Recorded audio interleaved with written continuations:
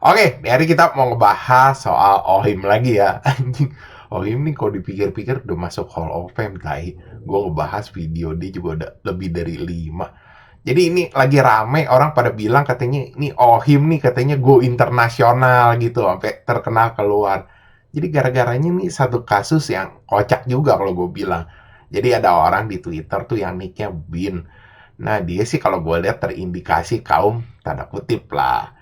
Nah, dia tuh ngebikin satu statement kontroversial ya, di mana dibilang katanya kalau Blue Chief itu game Lesbrong sama game Mok. Nah, habis itu gara-gara itu statement orang banyak yang ngehujat dia.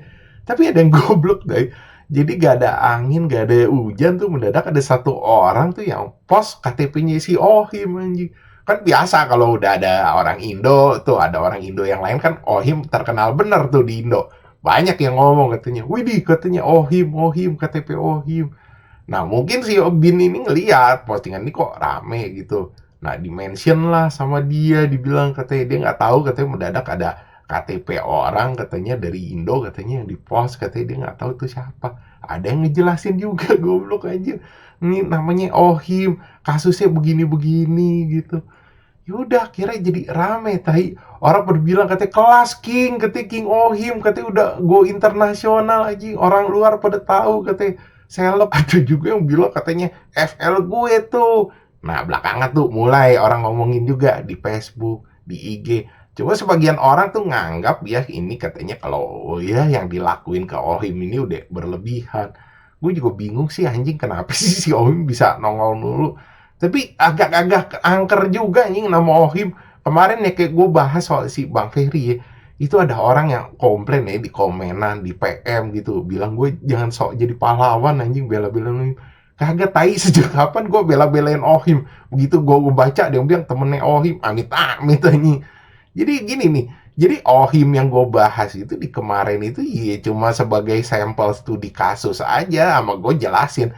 Kalau kasusnya Ohim itu iya efek dominonya ke sekarang gitu loh. Jadi banyak orang yang main doxing-doxingan gara-gara orang gak wajarin dari kasus sesi Ohim. Lu perhatiin aja ramenya tuh sejak dari kasus sesi Ohim. Cuman gue gak bisa salahin orang-orang itu juga gitu loh. Gue gak tahu mereka sedemikian gimana gitu sakit hatinya masih Ohim gitu. Kan kita tahu sendiri Ohim tuh kerjaannya bikin statement kontroversi lah, ya mendadak ngatain orang lah. Terus dia paling parahnya dia juga muka badak aja. Cuma maksud gue begini, takut nih kalau lu dibiasain. Ini bagusnya aja kasusnya si Ohim nih agak-agak PA kalau gue bilang. Kalau misalnya orangnya nggak terima gitu, mau siapa begitu, dilaporin itu kan jadi rugi di kita juga gitu loh. Ya kita main doxing-doxingan dibiasain. Mendadak jadi urusannya dibawa ke hukum. Itu kan ribet urusannya. Ya kalau gue lihat-lihat sih bisa dibilang ya masyarakat kita itu agak-agak hipokrit gitu loh. Di satu sisi misalnya datanya bocor atau dijual beliin pada ngamuk. Tapi misalnya ada yang begini-begini malah pada seneng juga ngelakuin.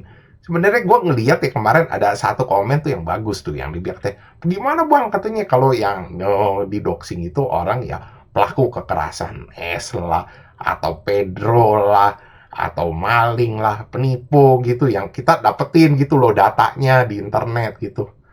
Ya satu kalau gue bilang misalnya ini penipu gitu loh, namanya siapa, fotonya siapa, ya lu post gitu loh, nama sama fotonya. Gak usah yang ya istilahnya yang pribadinya dia. Kalau lu punya, ya lu laporin ke yang berwajib. Ya misalkan diproses atau enggak itu urusan ntar itu kalau gue bilang ya.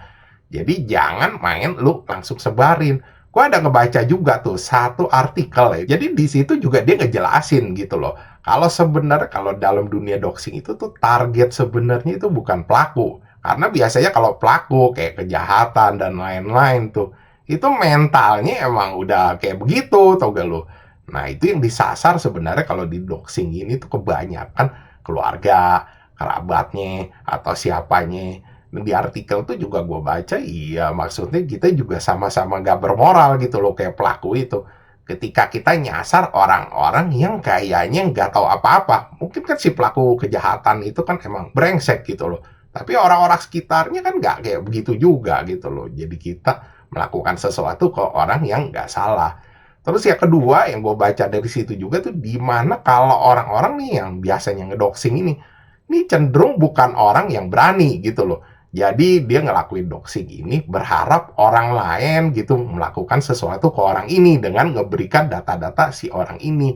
Jadi ngomong kasarnya kayak minjem tangan orang lain. Makanya gue nggak capek-capek ngomong gitu, iya stop hal-hal yang kayak gini. Walaupun ya kalau di kasusnya Ohim orang merasa itu lucu gitu loh. Tapi ya lu lihat efeknya kan sekarang kayak begini gitu loh. Jadi akhirnya berantai, orang nganggap itu hal yang biasa. Oke, sekian gitu aja pembahasan dari gua. Thanks for watching. Jangan lupa like, subscribe. Thank you.